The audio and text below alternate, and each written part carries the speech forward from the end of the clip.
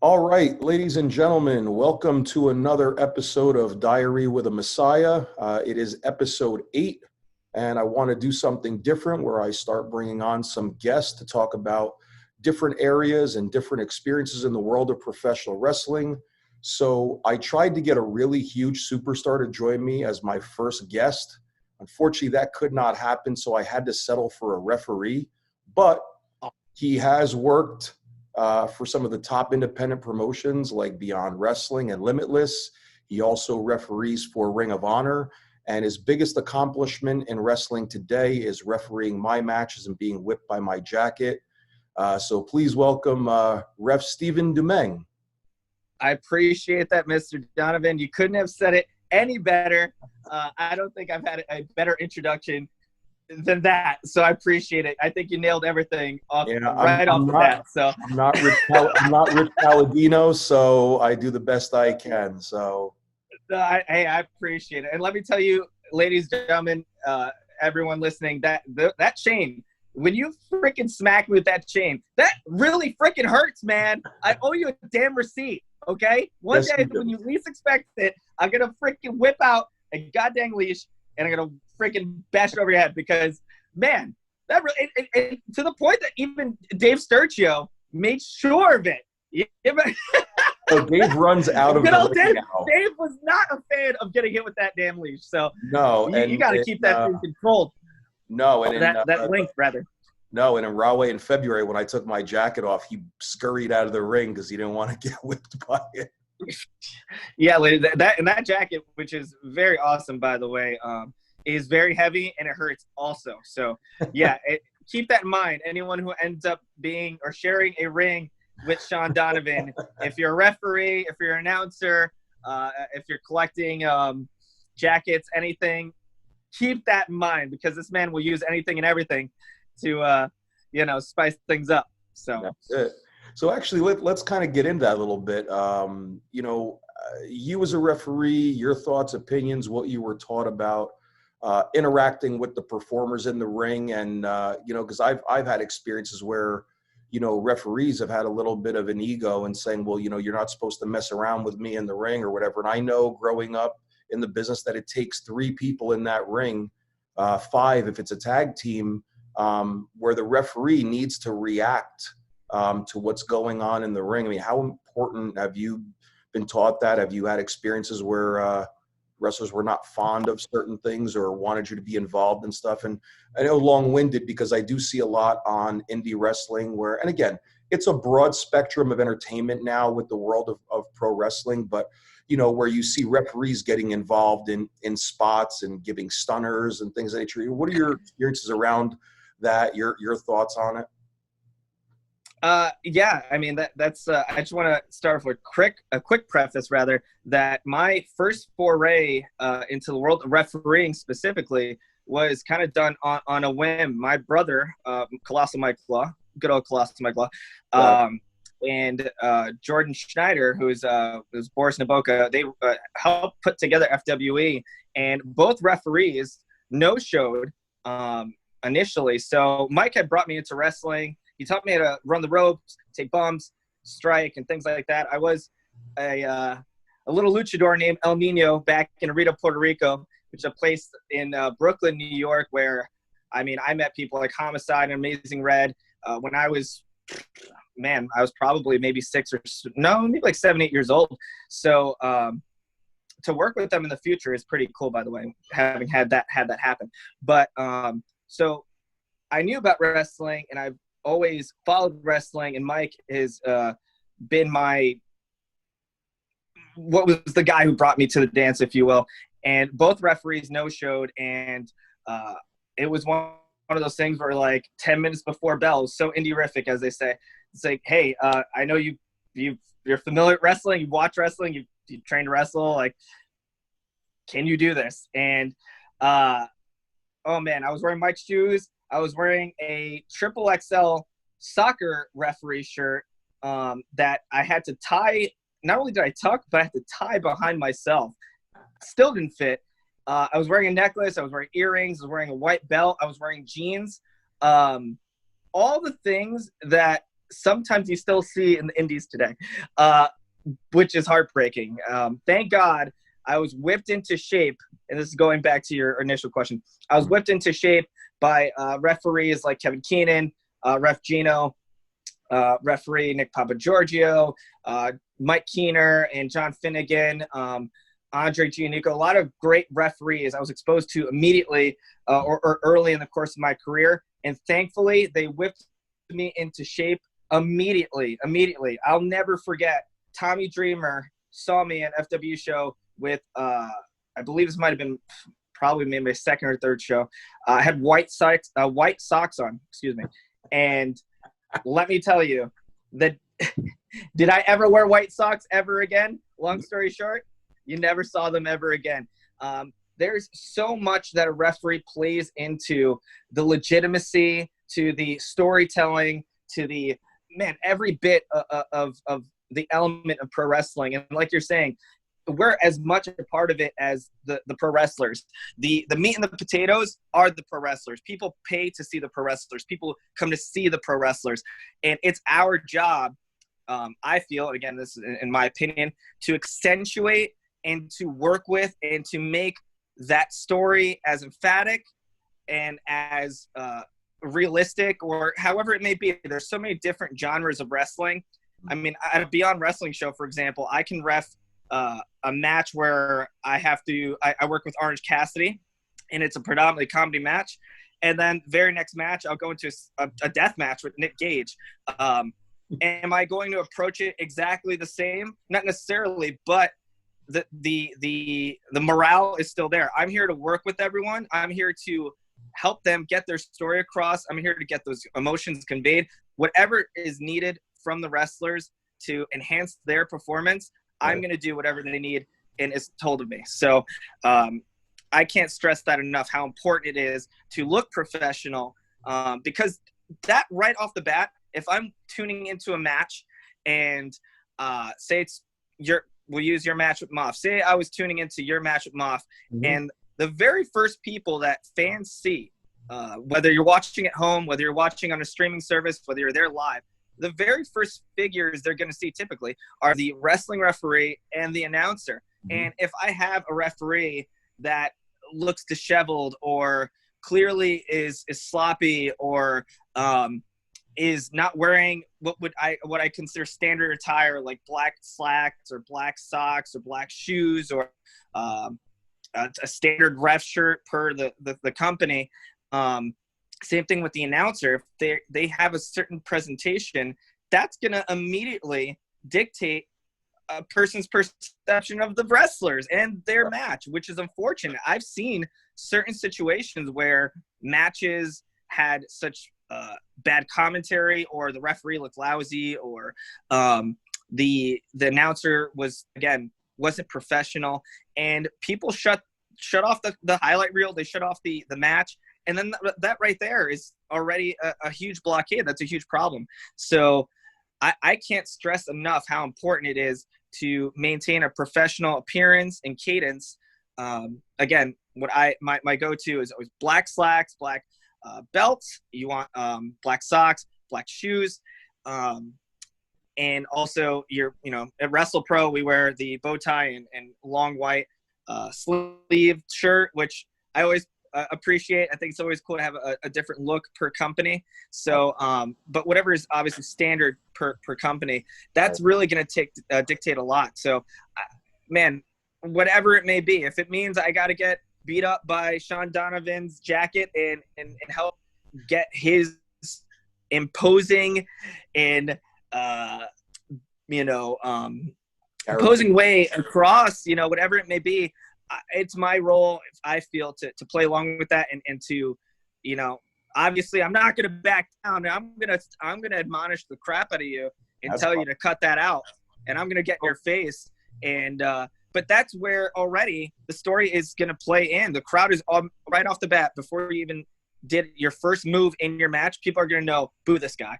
And if I helped you do that, then I feel mission accomplished. For the love of God, man, grab a hold.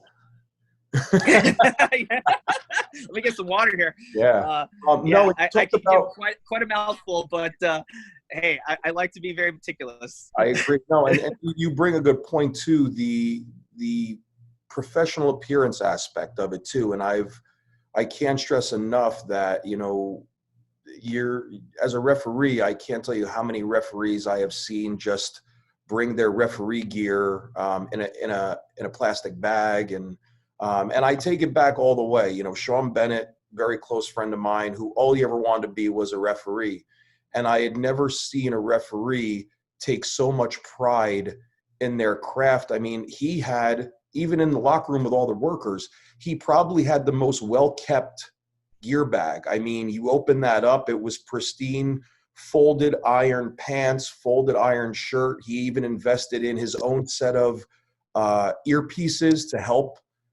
with promoters in the back to call times for matches. He even went and got like those referee style boots. They're like little shooter boots Yeah, at one point, but he took professionalism as an official, you know, to another level. Another thing you brought up, you know, too, about is being in tune to the performers' matches. And what I mean by that is, I can't tell you how many times I've been putting a match together and we need our referee for our, you know, certain areas, and we can't find the referee.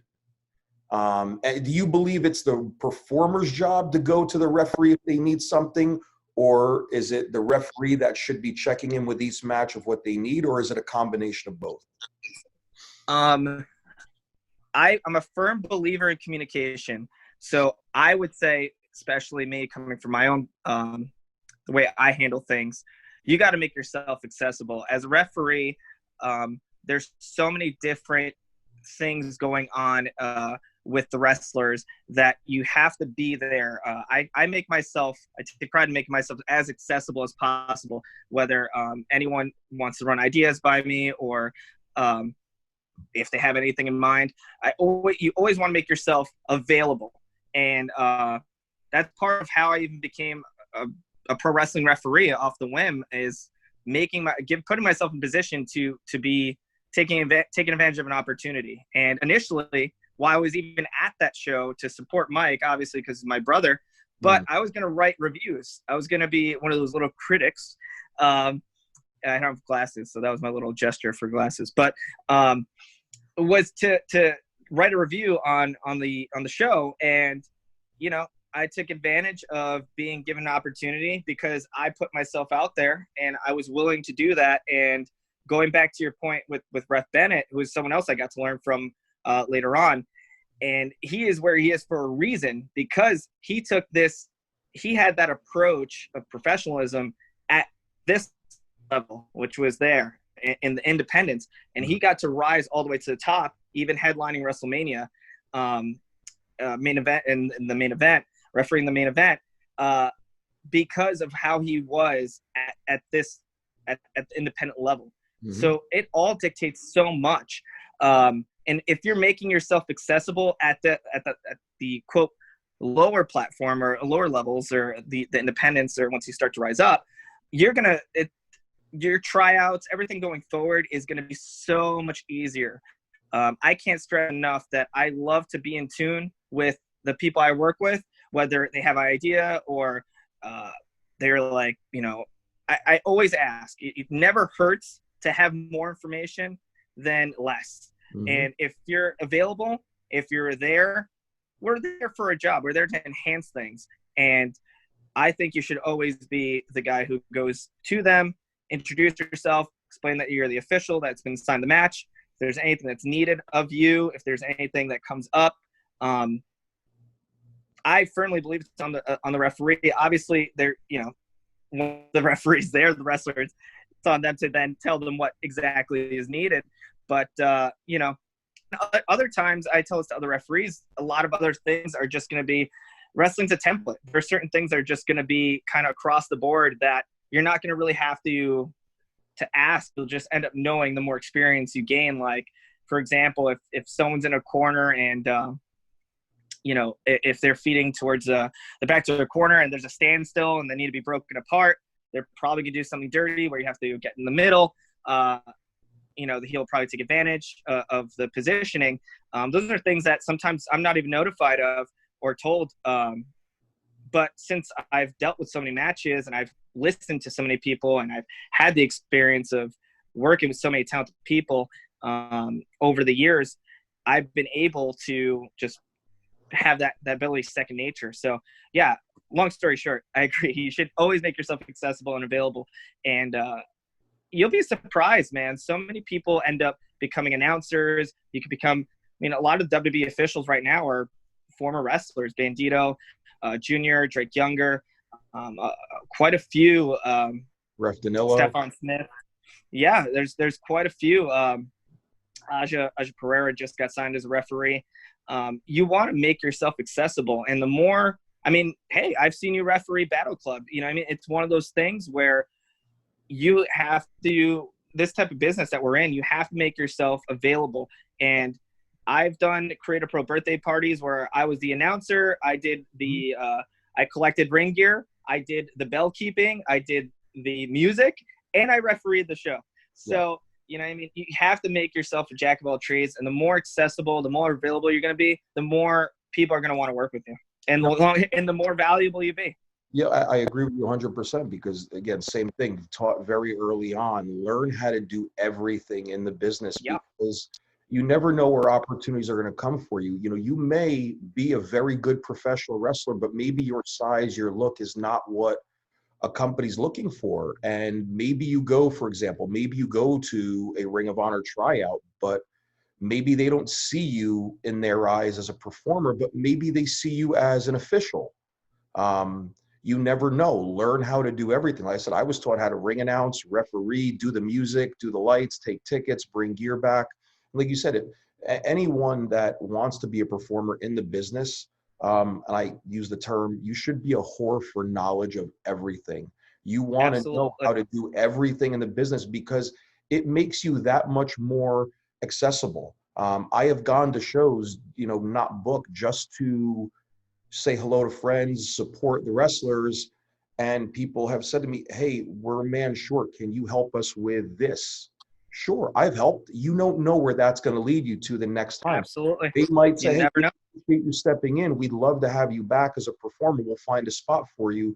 You did a solid for us. Now we're going to do a solid for you. And that's where you need to learn how to do everything in our sport. Even just so much as sitting down and ringing the bell.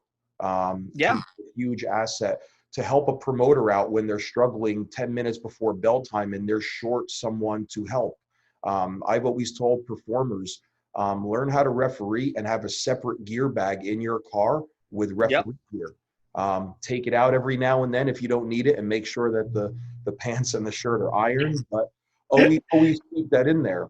But going back to your point in the ring too, not knowing what's going on in there, but just basis of refereeing. I think you said it earlier, being a part of a match. Your goal is to enhance the match, but not necessarily be seen.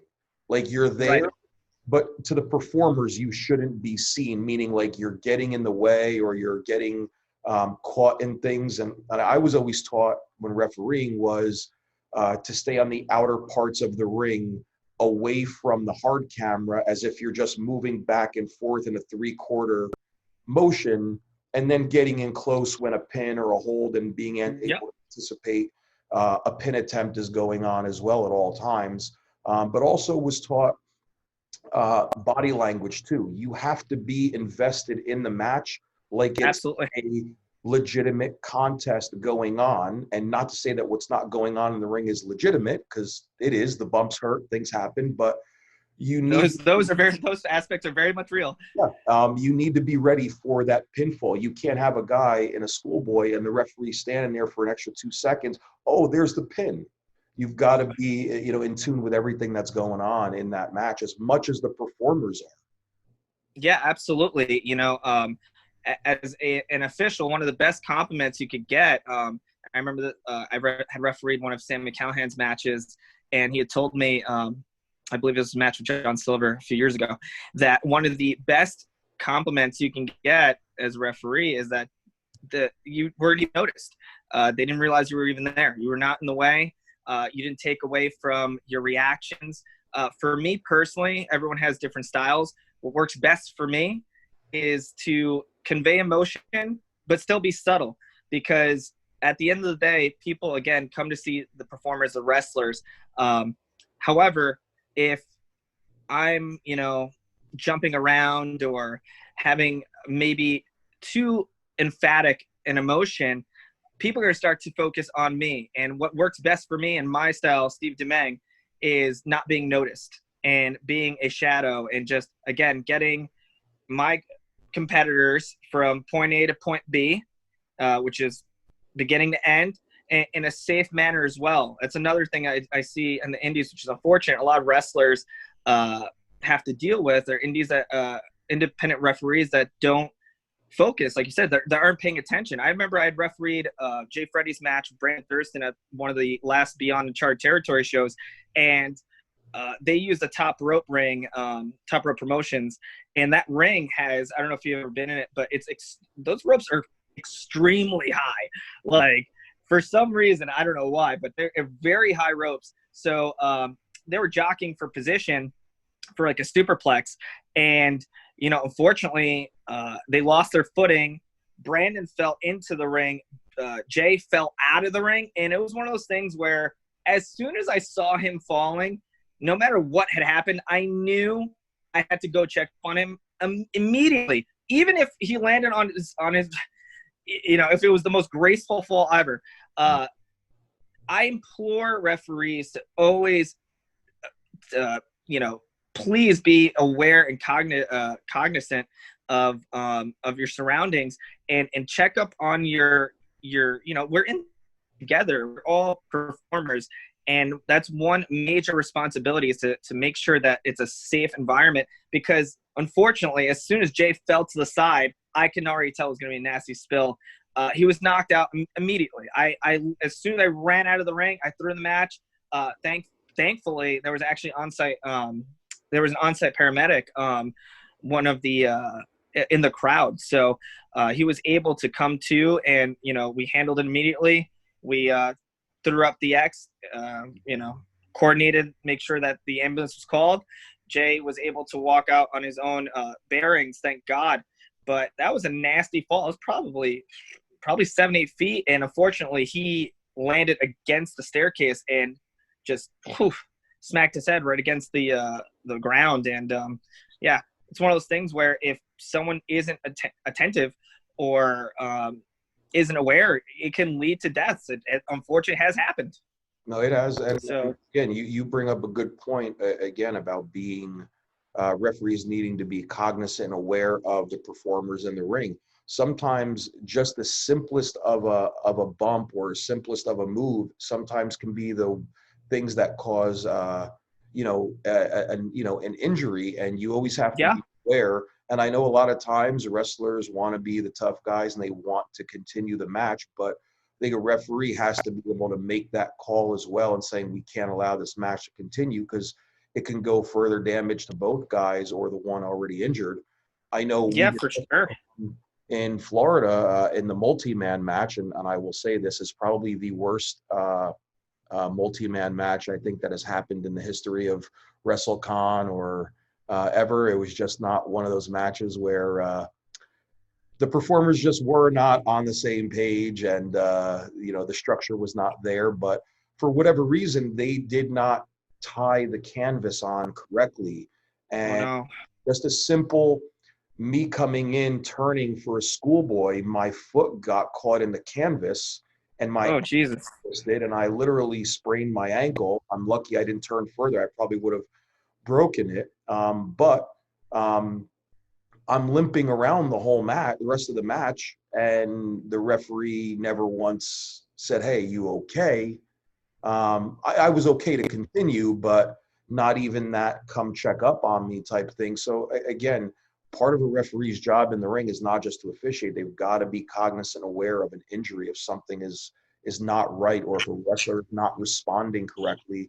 Because early on in my training, I did a tag match. It was me and my old partner Mike Blake against. I love that guy. His hair is ridiculous. Just think about him. Michael Blake. We were wrestling Rob Echoes and Josh Daniels in a practice match at our school. And I remember coming off the ropes, and the next thing I know, I'm cognizant about an hour later in the office, and I don't remember anything. And all it was a simple back elbow. Never really touched me. It was the way that I bumped. Apparently my head hit the canvas and I had a concussion, but no one knew. The referee. So you were just on autopilot the whole time. Basically, yeah. And the referee. Instinct. Wow. And apparently the whole match went on for like another 10 minutes. Nobody in the ring knew, and not even the referee even said, "You okay?" Wow. So all of them, and no fault to any of the performers in the ring, they thought I was doing normal. So right. You know when something can occur, and that's where you have to check on the eyes, check on every little facet of a performance. Yeah, every bit. You know, in addition to just being there as a safety net for people, it's also a good time to, you know, I can't stress this enough. Every part of a performance is working together and listening. And if there's something that a message needs to be conveyed or timing needs to be said, that's also an excellent opportunity to not only do a solid for your fellow performer, but, you know, also relay information, or if they have a question about anything in the match or anything involved with that, you know, it's just a good way to stay tight to the action without being intrusive, and also, again, staying in the shadows, going in when it's appropriate. So I can't stress that enough. That it's very important to be fully invested, and it's such an underrated job. People think you're just counting the 1, 2, 3, or, you know, counting out when people are outside the ring. It's so undervalued and undermined, especially in the independents. Even though I will say, thankfully, the level of independent referee has certainly grown over the years. So that really makes me happy. It's still not 100% across the board, but it's certainly gotten better from when I started back in 2011. And, you know, again, it's one of those things where, unfortunately, a lot of the top level referees aren't immediately available on the independents. Fortunately for someone like me, I was able to go to places like ECWA. When I was at FWE, like I said, they brought in established referees. I was able to get that type of exposure to them very early and learn from them very quickly and absorb that information. And thankfully, a lot of other referees are becoming more accessible, doing seminars. There's even group messages where people are just helping each other. That's why I feel like it's actually gotten better recently over the last few years, because people are being more prone to doing things like these Zooms, or even going on Facebook Messenger or Facebook groups or whatever it may be, help enhance everybody. Because at the end of the day, that's what we're here to do. I learn from every single match. I've refereed guys who've been at WrestleMania. I've refereed guys on their debuts. And, you know, it's incredible what you can do and see the growth. Even someone like yourself, I met you at WrestlePro. You were working at GameStop, and I had officiated a couple of your tag matches with Blake. And then, you know, to see you over the course of 3 or 4 years, going from that to your current iteration, being in a, you know, not to blow smoke, but, you know, an excellent main event with Moth, you know, in a sold out rec center, man. You know, and it's not just you. I've seen you grow and capture that. And to see someone like Chris Statlander, I remember Chris Stat, oh man, she had come into pro wrestling as basically a manager in VPW and here in Long Island. And she had, I'll never forget this, her very first week at Creator Pro, or what early time in Creator Pro, I would say first few weeks. And she didn't even know. I remember busting her chops. I was like, oh, are you going to go in here and you're going to give someone a spear?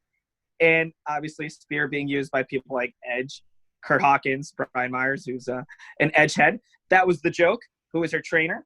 And she didn't even know what a spear was. I love you, Chris. So she knows I could tell that story. Yeah. But she didn't even know what a spear was. And now she's one of the top stars in all of wrestling. That wasn't even 3 or 4 years ago. And again, to have seen, like you said, like I said, people like yourself, Kristen, Max Friedman, you know, working with Joey Janela, I got to work with all these people and go through them, officiate their matches and just see the growth. And it's something that actually I don't really talk about often, but it's really cool, man. I absolutely love that aspect of it. No, I do too. And you mentioned my doppelganger you met working at a previous company. No, but when I was working and I was based out of Long Island, I did come to Cap, New York, a couple of times to work in with the guys there. And Kristen was very early on, and this is only a couple of years ago, like literally Yeah. 2017. And just getting in the ring with her then, you could tell she was just a natural athlete. And I remember even saying something. I think I was there with Max Caster that night. And I think I said to Max, said, this girl's going to be something in a couple of years. You could just, when you can feel someone, said the same thing very early on, talking with a couple of guys at WrestlePro about MJF. He's going to be somebody. So to see the progression of people, again, myself included, I saw the progression of Sean Bennett because he came in to referee a year after me, and you could just tell when people get it. And I don't mean in the ring. They get the whole business all together. But even as referees and performers in the ring, you have to reinvent yourself a little bit over time. Myself included, I think that's one of the reasons why I've been able to stick around for so long is I've always taken the time to think 6 months ahead. Where am I going to be in 6 months persona-wise? How do I reinvent myself here, do something different? And that's what the game is all about, to get to that next level. And it's the same thing for referees. How do you reinvent yourself as a referee and stand out? Kind of shifting For that me? to, how, as a referee, just your experience too, how have you since 2011 been able to stay ahead and reinvent yourself? What really worked, so FW was this kind of company where the promoter heavily invested in the name value. So a lot of big superstars were there early, and it's kind of a multifaceted question, but to kind of hit all the targets, you want to, again, be accessible, network. You want to know and grow people in again, funny that you mentioned Sean Bennett's bag, because I carry Advils, I carry so many different things, scissors, a lot of things that you wouldn't necessarily anticipate or people typically forget. And those are the things that people never forget. Like, oh, that time Steve had Advil, or that time Steve had a pair of scissors, or that time Steve had Sharpies, or Steve was able to, have rubber bands. A lot of these things, you never hurts to throw stuff in your bag. Again, as a referee, we're not necessarily, I would say your job isn't putting asses in seats. No one's paying to see me. No one's, I'm not a draw, so to speak. So I have to make myself a value elsewhere.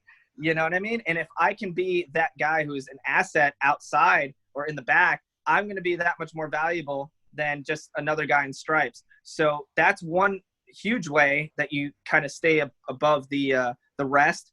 Also, going back to what we were talking about Bennett, because it's such a great example of success. I started traveling. Once FW, I saw the writing on the wall that they were kind of going to shut their doors in 2015. I started branching out, and I knew that in order for me to get to where I am today, which is currently Ring of Honor, I had to start taking this to a different level. I can't just be a New York referee.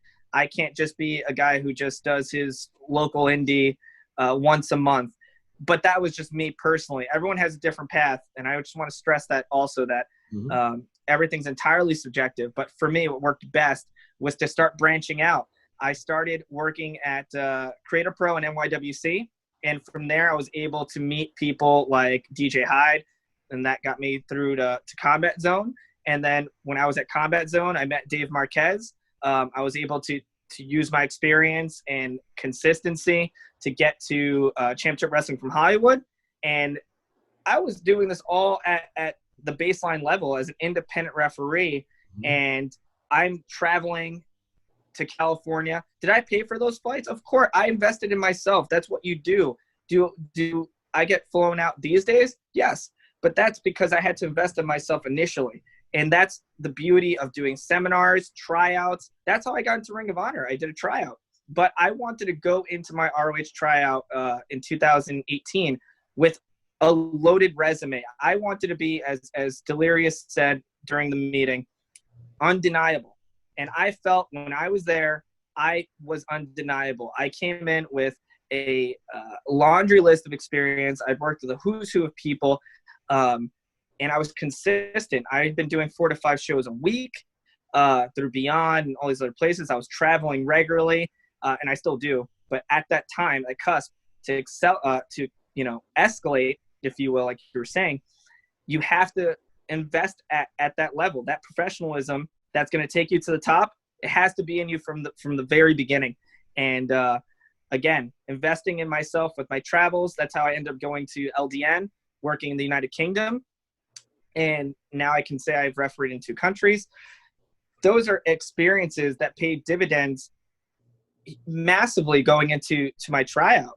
I don't really know, especially going into referees. Wrestlers a little more commonplace now, but not very many referees were having, experience in different countries or branching out as extensively. And I think that's really what helped me out a lot. And once I had gotten into my tryout, I brought it 110%, and that was my end goal. But I knew that going into it, I had a wealth of experience. I stayed consistent. I was always available. That's one thing I can't stress enough. Tony Nese told me this early on in my career too. If you're trying to make this work for you, and by this I mean a pro wrestling career, whatever it may be, whether you're this advice for everyone, whether you're an announcer, a music guy, production. So I've seen guys get signed as production guys. I've seen guys get signed as wrestlers. I've seen guys get signed as referee. There are jobs for everyone. There are opportunities for everyone. I can't stress that enough. Whether it's everyone comes up with so many, it's like my age or this, that, another. There are opportunities through the roof. There are more places to go and grow than ever before. And I can't stress that enough. Mm-hmm.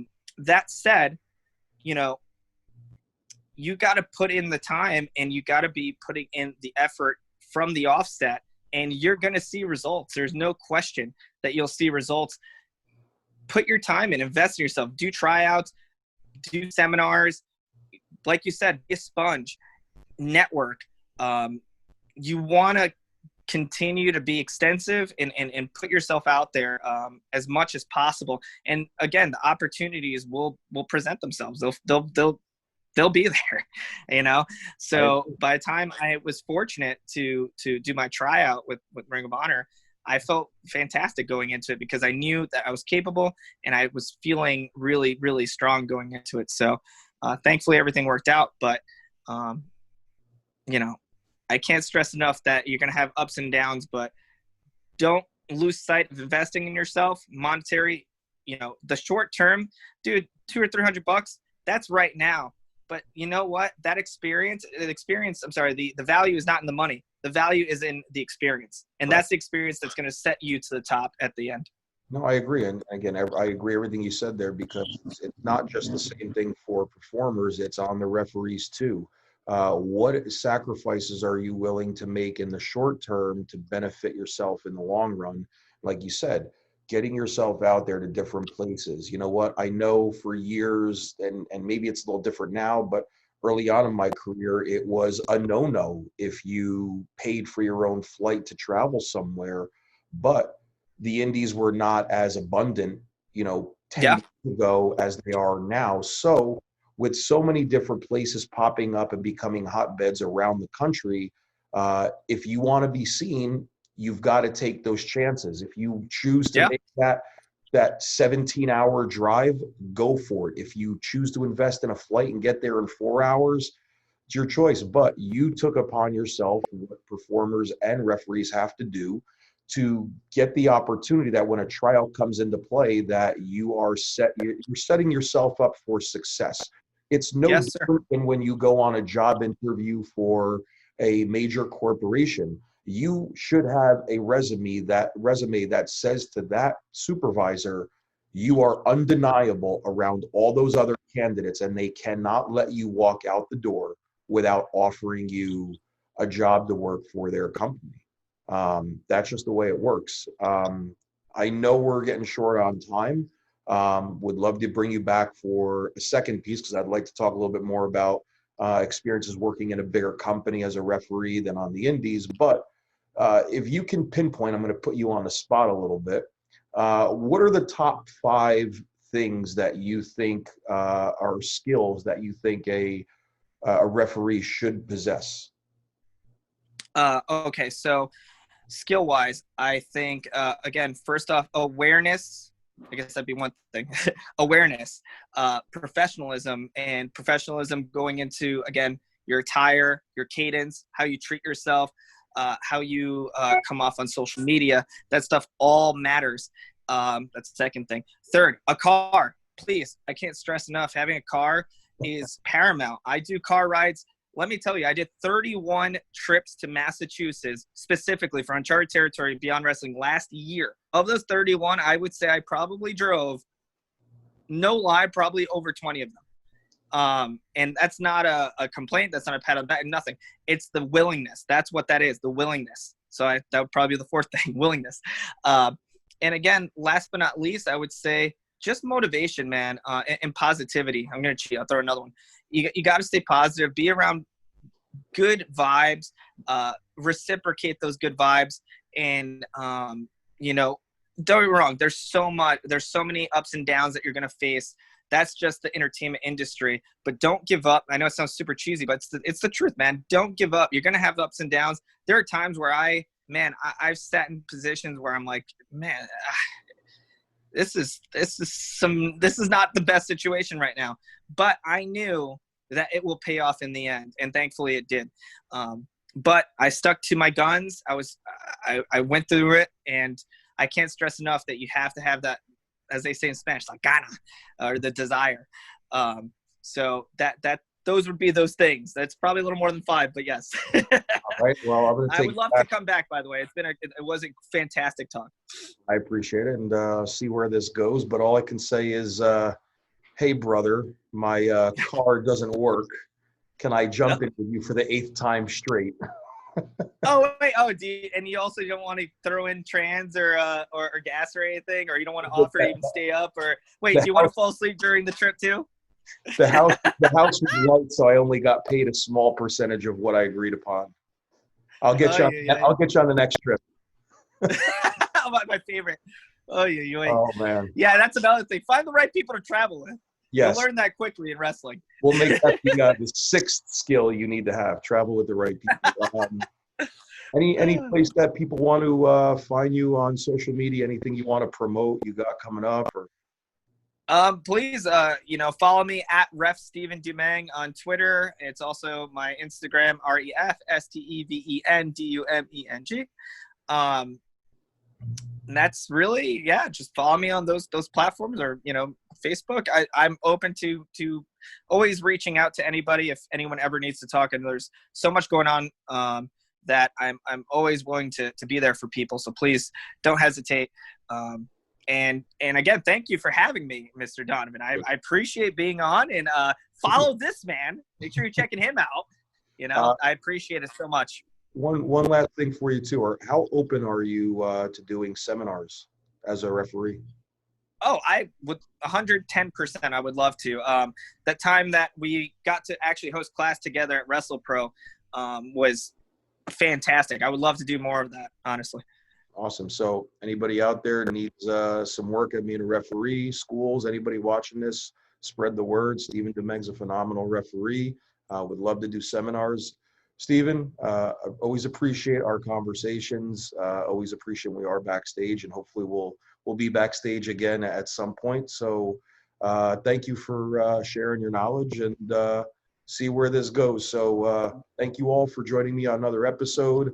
I will see you another time. Steven, appreciate it, buddy. Thank you so much. Thank you, guys. Appreciate you all.